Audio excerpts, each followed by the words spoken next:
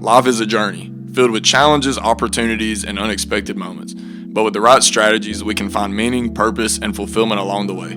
This podcast is to help navigate you to apply biblical principles into your everyday life's challenges. Welcome to the Strategies of Life podcast.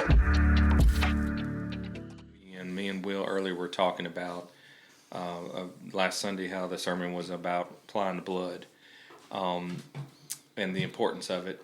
But a good topic came up between me and him before the podcast started was, is it different for different people applying it to their lives? Like, is it harder for some than it is others?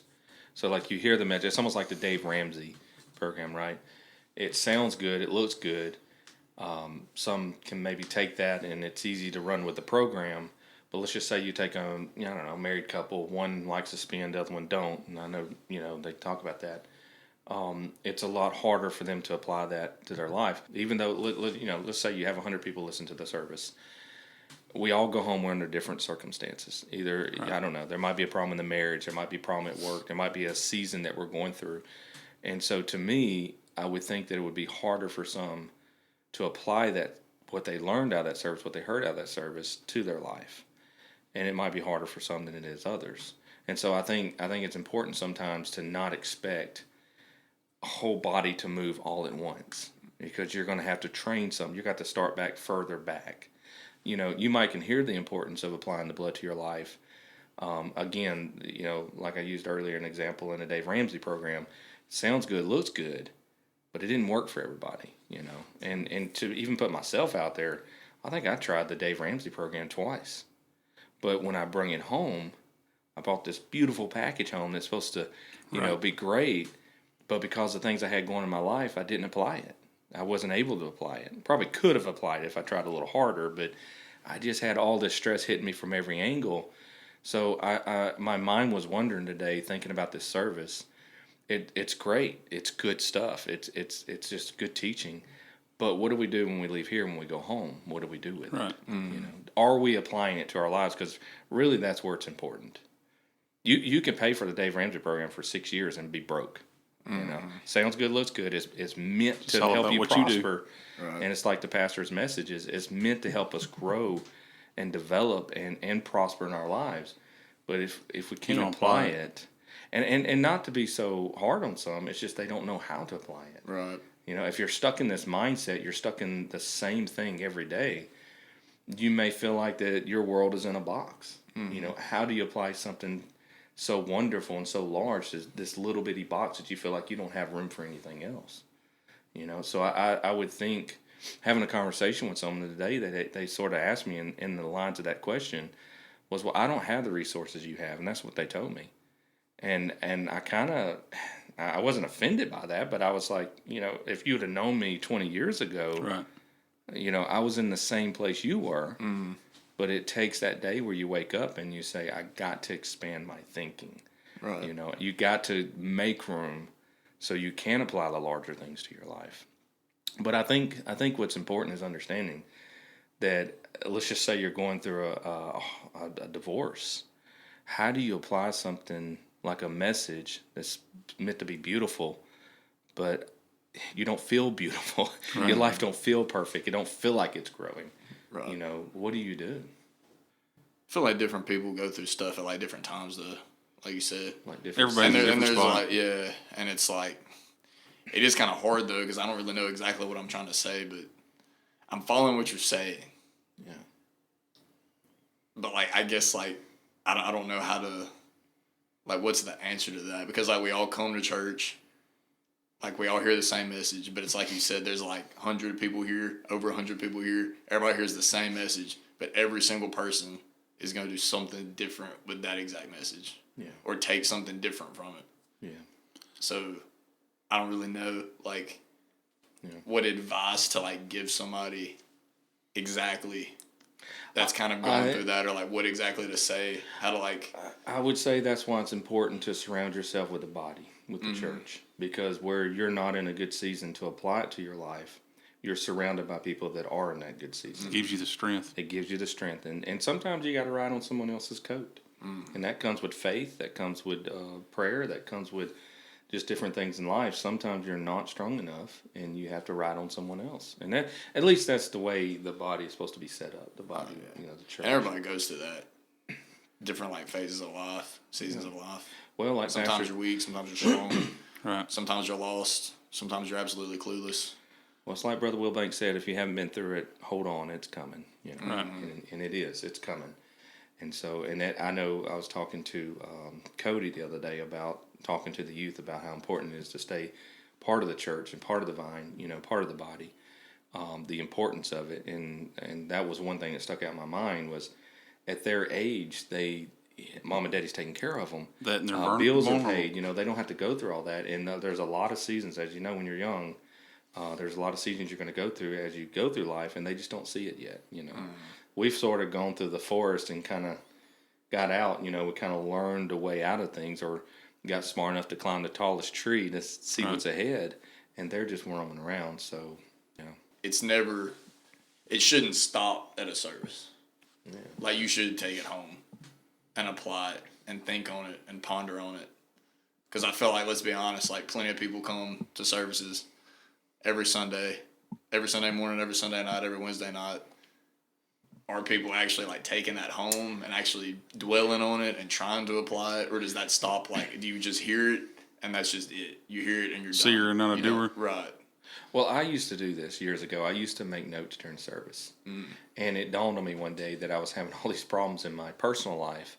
But if I went back and looked at the notes of the services that I was listening to, it had all the answers. And I realized I wasn't applying it to my life. And to me, that was the day that I stopped taking notes during service. Because if I couldn't listen enough and apply it enough as I was hearing it, and then take it home and practice it, I learned that I didn't need the notes. Because it's there, it's visibly there. My marriage was okay. My finances were getting better. My prayer time was longer. I would go from literally 3 minutes of prayer time to an hour and 30 minutes of prayer time to 2 hours of prayer time. And so it became better. So I didn't need the notes anymore. And I felt like I was growing spiritually. And it literally came from just starting to apply what I was hearing to my life. And it's not going to be easy. Right. Because again, you're going through different seasons. And so it's going to hurt. It's like being really sick. You ever have a child that's really sick and you really need to give them this medicine? They don't want it.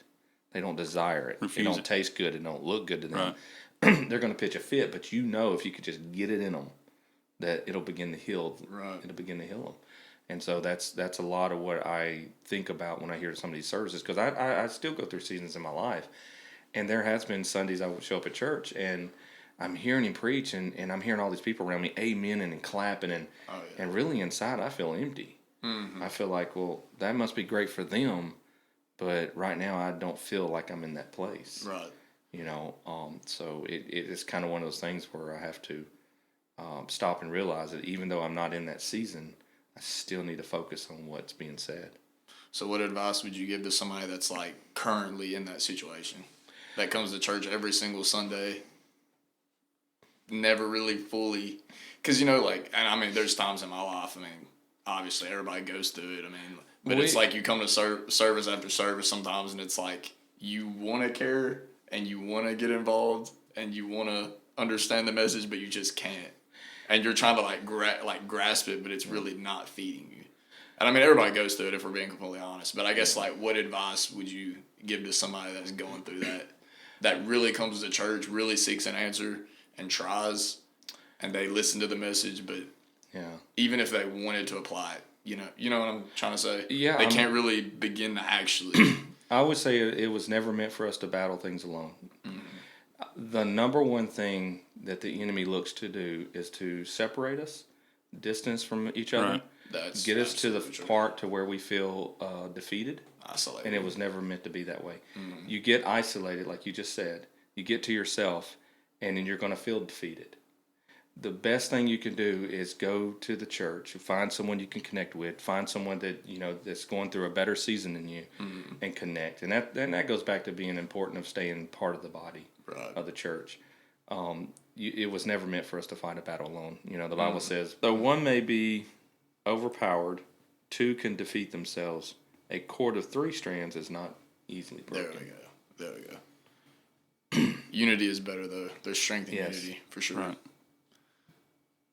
But I would say it's important not to isolate yourself. Oh yeah. Because you're giving the enemy every opportunity to cause you to feel alone and defeated. Right. And it's kind of like there's an old song. It's really don't remember who sings it, but it's like no man is an island. And it's pretty much talking about like, you know, Yeah. I mean, you go through times in life where you do feel like an island. You're out here like just in the middle of this tiny little piece of land out in this like big chaotic ocean, and you're looking over at this land with people on it. You're just stuck. Yeah. Little tiny one little palm tree. Yeah.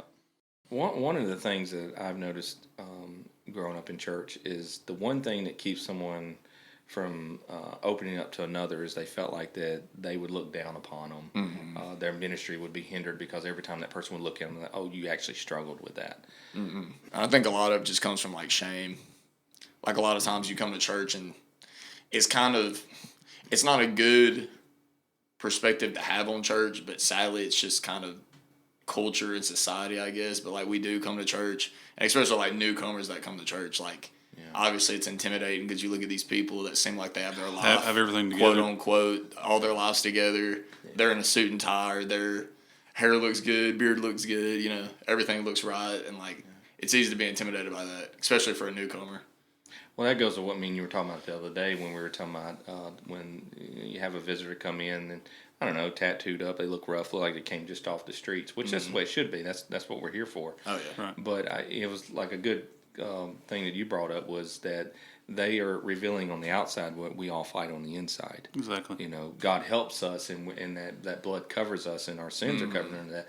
But really, there's just on that, it's revealed. Right. And so just because we wear suits and ties and we look like we're walking the walk, talking the talk, really we're inside, we really look like we just came off the streets too. Right. We're just under that mercy and grace, so we're Right. able to handle ourselves and present ourselves in a better way because we know God's got our back.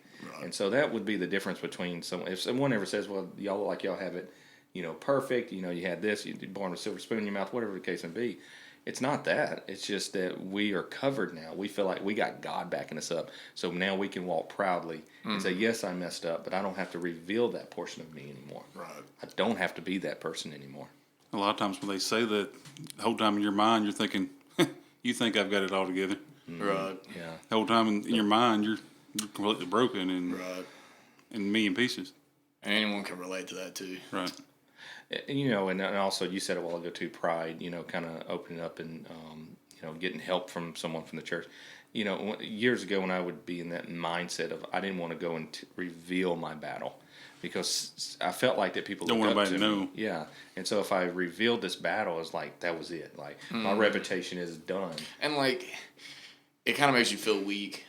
Especially like maybe it's a man, like a man Probably a thing. man thing. But yeah, like a little bit of a pride thing. Like I don't really want anyone seeing me in a defeated state, you know.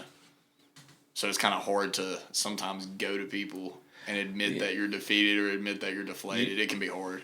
You know, the very first time, and I remember this so clearly, the very first time I broke, and I said, I got to open up to somebody. And I went to an assistant pastor then. And when I opened up to him, and I mean, he literally just opened up to me, and I realized he's got more of a battle going on than I did. And so there was no judgment there. Right. It was like, hey, you're good. And all of a sudden I found myself fighting side by side with somebody.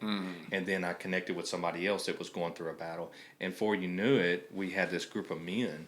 And I've never felt so strong spiritually in my life. Right. Because now I didn't just walk around with this burden inside, feeling like I was this bad person because I was battling something. Right. I realized that all the men there have at some point or were going through that battle.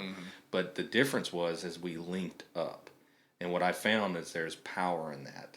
You know, when you link arms, you know, as brothers, you know, fathers, you know, I mean, husbands, it's something powerful about that, man. You can conquer a lot more. So I would say, you know, you asked me earlier if you had advice for anybody that, you know, was going through a season, don't be alone. Do not be alone. When you sit alone, that you're in perfect position for the enemy to come and taunt you. With the idea that you are alone, you're too weak and you're defeated. I was praying the other morning, I had this vision in my mind. I was thinking about somebody here at the church, actually. And I was just thinking about, you know, the enemy knocking on the door and us just sort of clearing our throat. And he looks behind him and here's all the men of the church standing behind him. And we have our shields and we're swords. You're not going in there. you're not gonna fight this guy anymore. Right. And so, I have that vision in my mind of what it looks like when we do come together, as a body of the church, the power that we have against the enemy. Because if you're praying for me and I'm praying for you, and we can get the battles that we're facing out on the table, and you help me sort something out, you help me sort it, and Matt, you might show me something, and I'm like, wow, and literally we're putting a puzzle together on the table, and all of a sudden now I see the clearer picture. It's not so scattered. It's not so scary, And then in that unity of that, there is definitely power. Well, when you're fighting a battle alone, it gives place to depression and anxiety. I mean, everybody fights anxiety nowadays. And it will destroy you. Right. So that would be my advice. Surround yourself with a body of people, because we're all going through different seasons, and it's going to happen. Right now I'm going through a good season, but who knows what's going to happen tomorrow? I don't know. Absolutely. But the most important thing is I got you guys, and I got this church, and I got a wonderful pastor. Right. I can pick the phone up and say, hey, I'm going through this, and I know it's going to be okay. Right. But, and also when the pastor gets up there to do a sermon, it's not like he puts a bunch of, sermon titles in a bucket and stirs it and picks one. It's literally God dealing with him. And so when that happens, that means there's somebody in the body that's dealing with that in their life right now. Right. And so that should be a red flag for us. So like if you're not in that season and just say like he preaches a sermon and you feel like it didn't quite hit where you're at, just know there's 1 or 50 people behind you that's going through that season. So that should tell you, let me go check on my brother. That's really good. Yeah, I like that. Go make sure you know who's going through that season, because somebody is, and make sure they're going to come out of that season. It's a good I mean, perspective if you to take it have. like this, you're in the military or something, and you're sitting there eating a sandwich, and someone says, "Hey, your partner's taking fire out there," you're not going to sit there and finish that sandwich. Right. You're going to grab your weapon. You're going to go as quick as you can. You're going to give him backup as quick as you can. And so I would say if you're not in that season, just know somebody is. Pastor don't just randomly throw stuff out there. God literally is putting him through. And that's another thing, too. A lot of people don't understand. When the pastor's preaching something, he had to go through some emotional things to get to that point. Right. And that is a burden that some of us aren't able to carry. And that's why they say pastors are called by God. Because God will search out a man that's able to carry a heavy load and not be defeated in it. Pastor is one that carries a heavy burden sometimes. But in that burden, he spends a lot of prayer time, a lot of fasting in some cases. I know a lot of prayer time. I know he prays a lot of reading, a lot of studying, and he navigates through what he's going through, and then he comes up with this message. And so that's why, and a lot of times also, that if I feel like I'm not in the season that he's preaching on, I still want to give him that support. I still want to stand up and clap. I want to amen him, because I know he had to pay a price for that. I really like what you said though about going through a season where that's not you and the message isn't relating to you. What if that's the season that God's pulling you to go help somebody else? That's it. That's really good. I like that. It does it actually just challenged me. It might put something in your mind for right. Well, one day I might need that. Right. For somebody. And it's kind of something to look out for. Yep. I think Now I sometimes feel like I can go into a service right. and kind of already have it in the back of my head, oh, this isn't for me, but it's for somebody else. So maybe there's a reason this isn't for me. And I've been through it to help somebody else. Yeah. So if I can be vulnerable and be sensitive to other people's needs and kind of fish people out that might be going through that and help them. I think sometimes we go through a season just for someone else. Absolutely. That is very true. I've personally been there many times. Right. I would go through something, and at the why me? Yeah, and I would ask God, why in the world did I go through something like that? And then, boom, somebody comes to me, or I'm exposed to something that I have an answer for somebody else. Because if you didn't go through the storm, then you wouldn't have the answer. You wouldn't have the advice. Right. And you got to have the emotion sometimes to go with that. The sensitivity. You ever been talking to somebody about a problem and it just sort of seemed like, Yeah.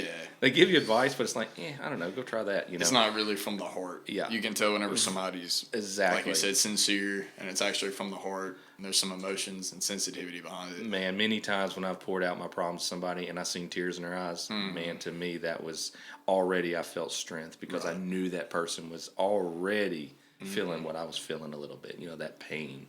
And it just goes a long way to have somebody that actually cares. I mean, everybody's going to tell you they care, and I feel like everyone means well, but it hits different, like you said, whenever you actually go to somebody and you're like, I feel like that person really knows what I mean, like really knows what I'm talking about, is actually understanding. Yeah. Sometimes I think people say it just out of repetition. Right. Absolutely. Like I'm always here for you. I'm always here for you. Yeah, like you're gonna say that anytime a friend or just someone any passes- decent human somebody being is passes gonna away. say that. Well, I'm Right. always here for you. Let me know if you need me. But Somebody I passes feel like- away, it's almost always, let me know if you need me, but it's weightless a lot of the Right. times. Well, I think that's why it's important to check on each other too. I know it's easy to get caught in our routines and work and life, but it don't hurt. You know, every now and then text somebody and say, "Hey, just thinking about you this morning." You know, that can go a long ways.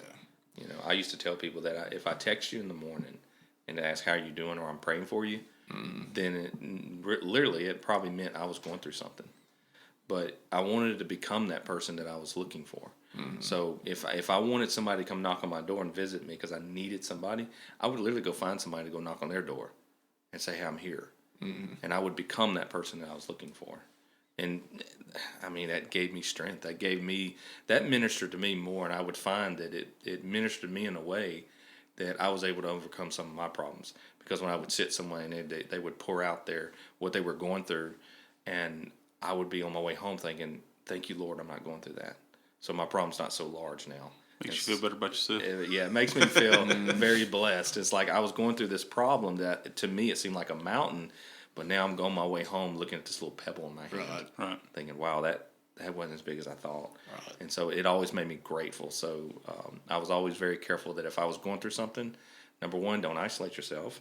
Number two, go and find somebody to help. Go and find somebody to check on. In the process of that, number one, God's going to take care of you, and number two, you're able to help somebody in the process. Right. And it's very easy to have tunnel vision too when you're going Yes. it's very easy like going through something and you're by yourself. And I don't know, whenever you open up, it does help a lot for sure. Yeah, if you ever feel like you don't have a purpose in life, just know you do. You may not be able to see that purpose, but it's there and it's worth a lot to somebody. You may not think you're worth a lot, but it just some few little words that you say to somebody literally can change the whole course of their life. Right. You have that power within you to change someone's life with just a few words. It is a good perspective though, honestly. I kind of picture what's the old game you play whenever you're a kid? It's not Ring Around the Rosie. Red Rover. Red Rover. As like everybody locks arms and it expands. Whenever somebody tries to run through you, you're probably not gonna break through. You're not gonna break break it. 9 times out of 10. Yeah. I mean, I just Well, that's a kind of good think about that. You know what I mean? Well, that's a good thought because if you think, us as men protecting our families, especially men of this church, when we do lock arms, it's almost like the enemy's going to run in and try to harm our family, cause discord in a church. When you got the men guarding it, Right. that enemy's not able to break through so easily. So that goes back to why it's so important not to isolate yourself. I don't care what you're going through. If it's defeating you, it's defeating you. So you have an option: bleed to death with that problem that you're going through, or go get help. it is really easy to isolate yourself though. Well, it's natural because we feel like we're alone and we feel like nobody's going to understand. And not only that, but like I said, when you go to church, it may seem like everybody's got it going on around you, but each is is going through its own battle. So let that pride down. Just know that you're wounded, and get with the right support, Right. and move on. It is important to find somebody you trust for sure. I don't think it's smart to. It's one thing to. I don't really know what I'm trying to say, but it's one thing to go to somebody out of trust and to be vulnerable and tell somebody, but then I feel like that shouldn't be mistaken with just going and dumping your problems on every single person that comes your way. If that makes sense. Yeah, you know what I mean? Completely. Because then if you just dump off everything on everybody, it's hard for anyone to help you. And you kind of just told everybody, A, nosy people, and B, just people that don't really need to know. You've kind of just told them all these details of your life, and it's I don't know. I say this, that when you're going through something, always go to God first and see what you can't sort out with that. Sometimes God will maybe not so much answer in such a strong way because he needs you to go through something, or he already sees the end result and he knows if he answers you, it's going to deter you the other way. and maybe he's trying to teach you something. I don't know. But always go to God and say, God, I'm fighting this. I'm battling this. I don't like this, and I need you to take it from me. Go to that support first. That should be your first option. That way, when you go to somebody, you're not pouring out all your junk on them. You're literally giving them the things that you cannot conquer. Right. Not, I stumped my toe. I had a dream. Right. Cats were falling out of the sky. What does that mean? Right. It's literally saying I'm almost dead. Yeah. Like, I didn't want to come to church this morning. My marriage is not doing good. Me and my wife are not even talking today. Right. You're bleeding to death. Depressed, deflated, Yes. exhausted. But go to God drained. first and see what God can sort out. See what can happen with that first. And that's what we're supposed to do anyways. You're supposed to have that walk with God. So technically, in a spiritual sense of thinking, we walk with God daily. So whatever you're going through, you got to understand God's eyes are on it. Right. So He already knows. He already knows. He sees what you're going through. We just need to understand that we go to Him with that and say, Lord, I know you see this. But sometimes God might need you to go knock on somebody's door. Right. Sometimes He might need you to go to somebody and say, I'm struggling with this. Right. Could you imagine if let's just say you did isolate yourself. Okay, so you're praying to God for an answer. And I'm over here struggling with something. And I'm praying to God for an answer, but He's not answering me. Well, what if He's trying to get me to come out of my comfort zone to go to you for help? Right. And in the process, your prayer gets answered, and we strengthen each other. Mm-hmm. God needed us to come together. So one of us, or even both of us, was not hearing from God because He needed us to connect. He knew we can do it. It's like, no, you can do this. You can do this if you just hang in there. So sometimes that's the answer. There's sometimes you don't want to go to somebody because they're going to tell somebody, and a lot of times you don't want them to know. You want it to be A and B and not C, D, E, F, G. Oh yeah, I relate to that because I'm a very private person. I'm the same way. Like very private. Well, I had a pastor tell me one time that in your life you'll have one good friend. Right. If you're blessed, you'll have two. You won't have no more than that. You'll have a lot of people you call friend. Right. But you're only going to average person has one true friend that they'll go to and reveal everything about themselves. And I do believe that's very important, especially if they're part of the church. Mm. They need to be part of the church because their advice and knowledge will point you in the right direction. So I would say if you did go to somebody and they mishandled what you were going through, instead just gossiped, then that probably should have never been someone you went through in the first place. Lesson learned, I guess. Yeah. That sort of thing. So find that one. Never happen again. Yeah. But just know if you do find that one person, you got to reveal. You got to be humble. Reveal what you're going through, and in the process, they will too. And you sort of earn that, gain that trust. So, being authentic, brothers in Christ, it's a powerful thing.